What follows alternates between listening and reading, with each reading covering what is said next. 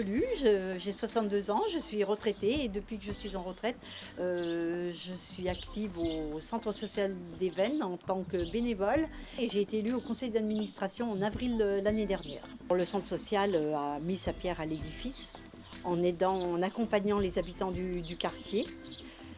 En leur donnant le coup de pouce ou le coup de main qui était utile pour leur venir en aide matériellement. Ça a commencé par les attestations de déplacement dérogatoires que le responsable a pu reproduire et distribuer dans les services de proximité, les commerces, voire les structures, pour ceux qui ne pouvaient pas en établir.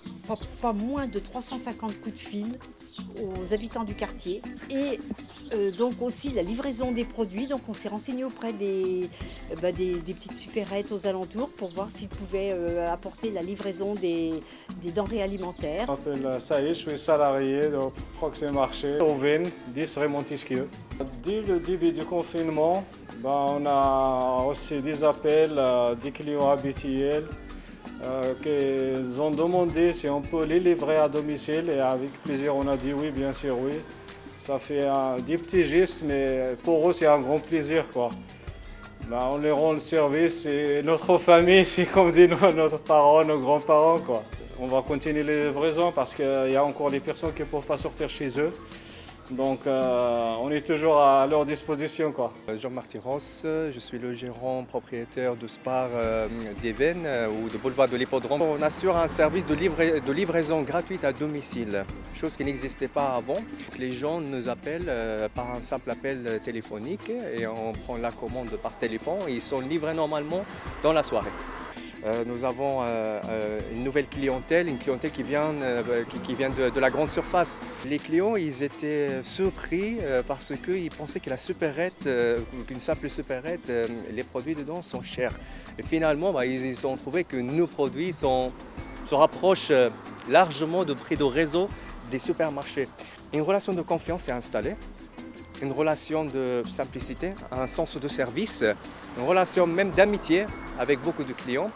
Beaucoup de clients nous remercient pour la disponibilité.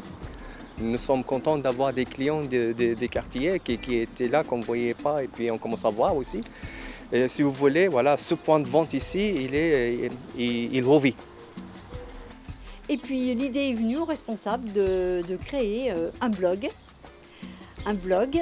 qui devait être destiné donc à tous les habitants du quartier pour pouvoir publier des articles, participer, partager. Ce blog, il est mis à jour et alimenté quotidiennement.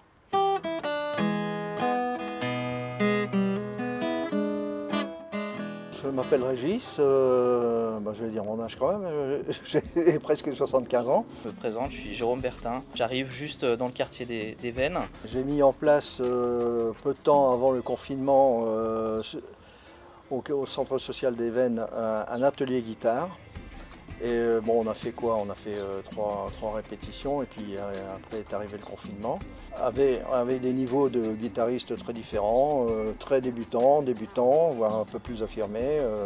Voilà. Le tout est de pouvoir jouer ensemble, le plaisir de jouer ensemble et d'apprendre la façon la plus simple possible la guitare et la musique. Et Jérôme, durant ce confinement, a créé un blog pour mettre tout ça à disposition de tout le monde en fait. J'ai d'abord lancé l'idée de visioconférence pour qu'on puisse continuer à se voir et puis du coup apprendre à se connaître finalement. Parallèlement à ça, le centre social a justement redéveloppé son blog qui était existant. Et donc par ce biais-là, je me suis dit qu'effectivement ça pouvait être une bonne idée de créer ce blog et puis qu'on puisse continuer à échanger au travers de ce blog et puis en même temps ça permet de faire une sorte de mémoire collective en fait sur ce qui se passe. Ce blog est vivant, c'est quelque chose qui bouge plusieurs fois par semaine. On a diffusé l'adresse du blog sur le blog du centre social des Vennes et donc du coup c'est ouvert à toutes les personnes finalement qui regardent l'activité du quartier au travers de ces blogs. L'idée, c'est effectivement de le faire perdurer au-delà du confinement. Alors moi, je vais sortir un peu du contexte du blog, mais je suis soignant par ailleurs. Le confinement est terminé, mais ça ne veut pas forcément dire que le retour à la normale est complètement là. On a une fenêtre entre guillemets pour sortir, mais il faut continuer à mettre en place tout ce qui a été mis en place, les gestes barrières, le port du masque, la distanciation sociale. Je pense que c'est des choses qui sont très importantes et qu'il va falloir garder à l'esprit au-delà de cet épisode coronavirus.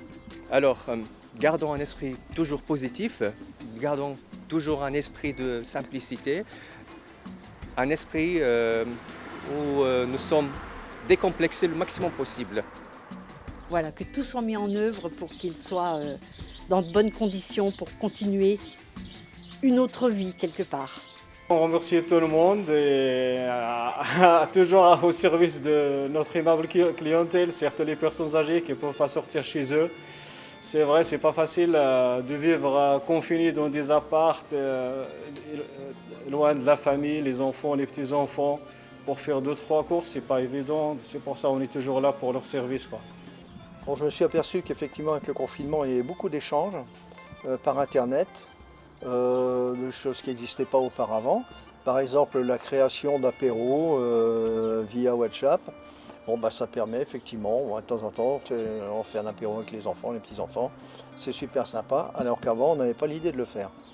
Et je pense que ça va perdurer. Et pour beaucoup de gens, je pense que c'est la même chose. Il y a beaucoup de communication, des échanges qui se font via Internet suite à ce confinement. Et espérons que ça dure.